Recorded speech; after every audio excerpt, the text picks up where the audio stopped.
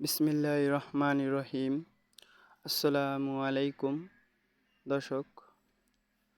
আমরা আজকে খামারের কাম হচ্ছে খুবই তাড়াতাড়ি করতেছি বিকালবেলার, কারণ গরুকে খাদ্য দিয়ে হচ্ছে আমরা প্ল্যান করছি 3-4 দিন আগেই যে বাংলাদেশ বনাম শ্রীলঙ্কার খেলা যে আছে, তাই আমরা প্ল্যান করলাম যে 10-15 জন ছেলে মিলে যে আমরা আজকে করব, ভোজ খাবো। তা যেই কথা সেই কাজ, আমরা ওই প্ল্যানে করলাম। করার পর হচ্ছে আমার খামারের কাজ তো তাড়াতাড়ি করা লাগবে, এখানে এসে কাজ করা লাগবে।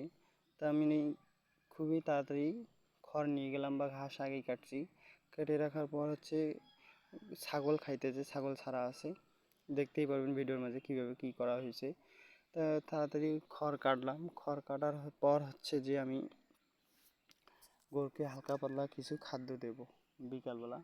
মানে খাদ্য দেওয়ার পর হচ্ছে রাত্রে দিই দানাদার, আর বিকালবেলা আমি একটু হালকা পাতলা পানি সহ একবারে মিক্সার করে ঘাস সহ দিই গরুকে। দেওয়ার পর হচ্ছে আমি রাত্রে মানে 10টার পর নয়, 10টার আগেই আমি সব কিছু খাদ্য দিই।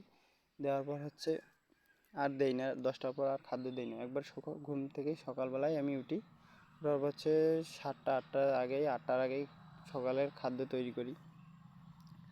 তা আমাদের যেই কথা সেই কাজ আমরা করলাম।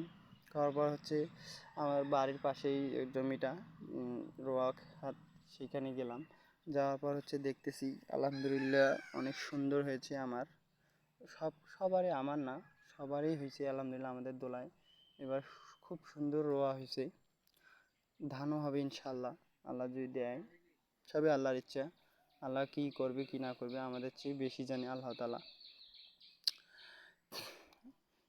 আমাদের এখন মাগরিবের আগেই খরচ খালা করে নিয়ে আসতে হবে বাইরে থেকে, মানে হাট থেকে নিয়ে আসার পর দেখতেছেন কী খরচ করতেছি বা করছি। আগে বুট ভিজাইতে হবে। তা আমার বড় ভাই আরেকজন, সে চুলা করতেছে, মানে চুলা বানাইতে হবে না। আমরা রেডিমেড চুলা রডের নিয়ে আসা হয়েছিল, কিন্তু ওটা হয় না।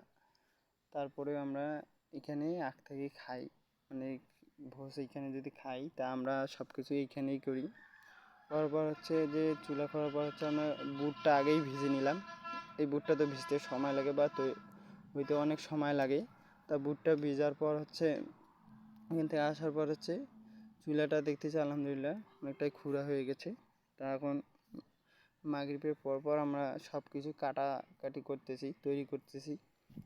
গোছ করে রাখার পর হচ্ছে আমরা রান্ধন বা চুলা ধরাবো।